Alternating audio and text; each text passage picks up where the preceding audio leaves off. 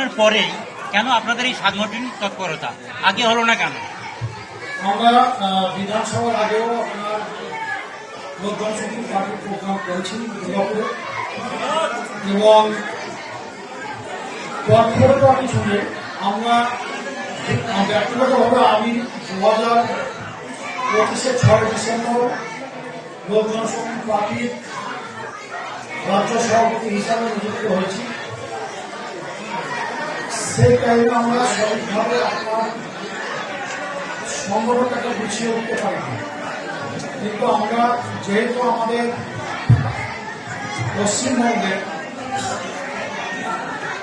এই মুহূর্তে আমাদের একটা সুবর্ণ সুযোগ আছে যে আমাদের সঙ্গে আমাদের জোট শরীর ক্ষমতায় এসেছে, তাদের সহযোগিতা এবং দুর্নীতি যে সরকার বিগত ছিল তাকে দমন করতে আমরা ন্যূনতম হলেও এই সরকারকে সহযোগিতা করেছি। তাই আমরা ওই সরকারের যে সমস্ত দুর্নীতিগ্রস্ত লোক আছে বর্তমানে তাদেরকে বাদ দিয়ে অনেক লোক মেম্বার থেকে শুরু করে পঞ্চায়েত মেম্বার, জেলা পরিষদ মেম্বার, বিধায়ক এবং এমপি লোক জনশক্তি পার্টিতে আসার জন্য একাধিক ফোন, একাধিক আপনার চিঠি করেছে। আমরা বলে দিয়েছি যেহেতু আমাদের পরিবারের বড় দাদা শুভেন্দুদা পশ্চিমবঙ্গে, তার ভাই হিসাবে আমরা ছোট দল পশ্চিমবঙ্গে এখন লোক জনশক্তি পার্টি, সেই ক্ষেত্রে ওনার নির্দেশ এবং রাজ্য সভাপতি আমাদের শ্রমিকরা বলেছে কোন পার্টিতে দুর্নীতিগ্রস্ত লোক নেওয়া যাবে না। আমরা কংগ্রেস বা সিপিএম এ চলে যাক সেই রকম যে ব্যক্তিগুলো আছে যারা ওখানে না যেতে পারে, আমাদের সঙ্গে থাকলে আমরা আগামী দিন আপনার আমাদের পরিবারকে ভালোভাবে মজবুত করতে পারবো।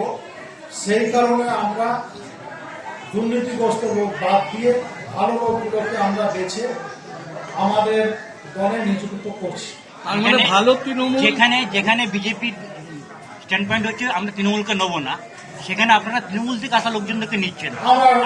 আমরা নিচ্ছি এই কারণে নিচ্ছি যে ওনাদের স্ট্যান্ড নিব না, আমরা নিচ্ছি তার কারণটা হচ্ছে কংগ্রেস বা সিপিএম কে এই পশ্চিমবঙ্গে আর একটা সুযোগ আমরা দিব না।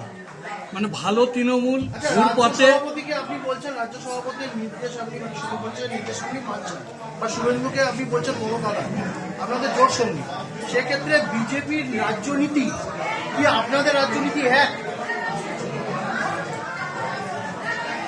সামান্য কিছুটা ডিফারেন্স একটা পার্টির স্ট্যান্ড সামান্য কিছুটা থাকে। আপনি বললেন যে শ্রমিক পর্যায়ের যে সমস্ত বক্তব্য যে আমরা এরকম ভাবে তৃণমূলকরণ হতে দেবো না, আমরা এরকম খারাপ তৃণমূল ভালো তৃণমূল এই যে তত্ত্ব এটার উপরে আপনি ফোকাস করছেন, কোথাও গিয়ে কি আপনাদের সঙ্গে বিজেপির যে রাজ্যনীতি বা রাজ্যের যে পলিসি সেই পলিসি আপনারা মেনে চলবেন না, আপনাদের পলিসি আলাদা হবে? মানে অবশ্যই আমরা রাজ্য সরকারের যে পলিসি আছে, আমাদের জোট সঙ্গীর যে পলিসি আছে সেটাকে অতি অবশ্যই আমরা প্রাধান্য দেব। ভালো তৃণমূল ঘুরপথে জনশক্তি পার্টির সদস্য হচ্ছে। ভালো তৃণমূল দেখেন, প্রত্যেকটা মানুষ তো একই পরিবারে তো সবাই খারাপ হয় না, যেটা খারাপ সেটাকে বাদ দিয়ে আমরা তাদেরকে নিচ্ছি। মানে আপনি কি বলতে চাইছেন যে তৃণমূল কর্মী যারা এখন বিভ্রান্ত সেই কর্মীদেরকে আমরা কর্মীদেরকে টার্গেট করছি, আমরা কোনো নেতাকে টার্গেট করছি না।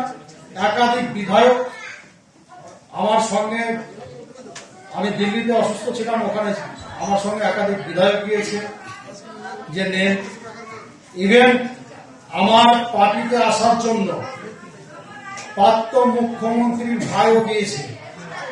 আমি রাজ্য সভাপতি হিসাবে ডাইরেক্ট বলে দিয়েছি যে ওনাকে আমাদের দলে নিব না। আজকে কত লোক আপনাদের পতাকা তোলে এলো? 30 জন পঞ্চায়েতের মেম্বার এসেছে আনুমানিক, আর 250 থেকে 300 জন। পশ্চিমবঙ্গে এর আগে কোনো নির্বাচনে আপনারা লড়েছেন, আপনাদের দল কোনো প্রতিদ্বন্দ্বিতা করেছে? আমার নেতৃত্বে লড়েনি, আগে লড়েছে, ভোটও পেয়েছে। বিগত দিন যে আমাদের রাজ্য সভাপতি ছিলেন নীলা চক্রবর্তী, উনি মারা যাওয়ার পর প্রায় 2 বছর সেরকম যোগ্য কাউকে পাইনি আমাদের ন্যাশনাল প্রেসিডেন্ট চিরাগ পাসওয়ান, সেই কারণে কাউকে দায়িত্ব দেয়। রাজ্যে পদ্ম ফুটতেই কি আপনাদের নতুন করে সংগঠনকে বাড়িয়ে তোলার চিন্তা ভাবনা?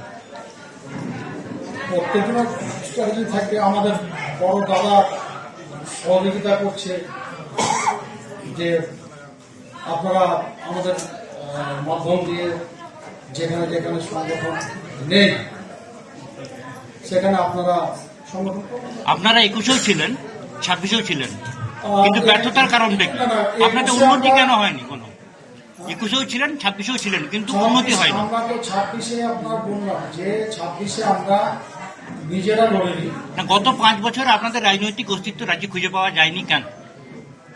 বলেছিলেন আমাদের রাজ্য সভাপতি যিনি ছিলেন মারা যাওয়ার পর আমাদের এই রাজ্যের সংগঠনটা কমজোরি ছিল, কেউ ছিল না। আগামী দুর্গাপুর কর্পোরেশন হতে চলেছে, আপনারা কি সেখানে অংশগ্রহণ করবেন?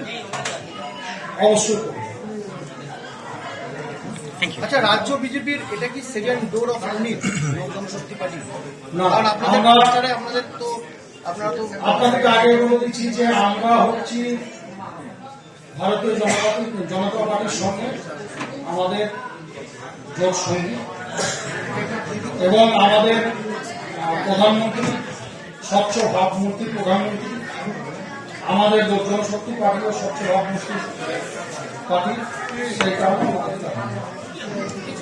স্যার, ডিএমসি ইলেকশন আমাদের সামনেই রয়েছে, তো এখানে এখন পরিষেবা ভীষণভাবে বিপর্যস্ত। তো সেইভাবে কি আপনাদের সংগঠন তৈরি এই নির্বাচনে লড়ার জন্য বা পরিষেবা দেওয়ার জন্য ডিএমসি? দেখুন, আমরা আজকে তো আপনাদের সাথে প্রথম পার্টি প্রোগ্রাম করলাম। আমাদের যেমন এখানে লেবার ইউনিয়ন আছে, কিষাণ মোর্চা আছে, তারা দীর্ঘদিন থেকে কাজ করেছে। সেই সমস্ত রাজনৈতিক নেতৃত্বের সঙ্গে আমরা বসার পর আমরা পার্টির মেন পার্টির পক্ষ থেকে অবশ্যই লড়ব।